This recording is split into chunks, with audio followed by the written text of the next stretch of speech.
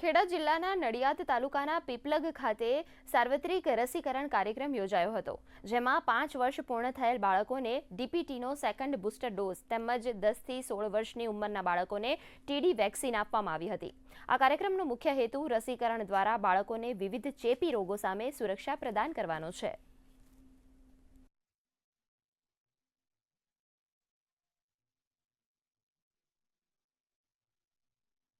સરકારનો 16 જૂનથી લઈને 31 જુલાઈ સુધીનો ટીડી વેક્સિન અને બૂસ્ટર વેક્સિનનો એક અભિયાન ચાલુ કર્યું છે, જે 0 to 5 વર્ષ અને 5 થી 16 વર્ષના બાળકોને કવરેજ કરવાનું હોય છે।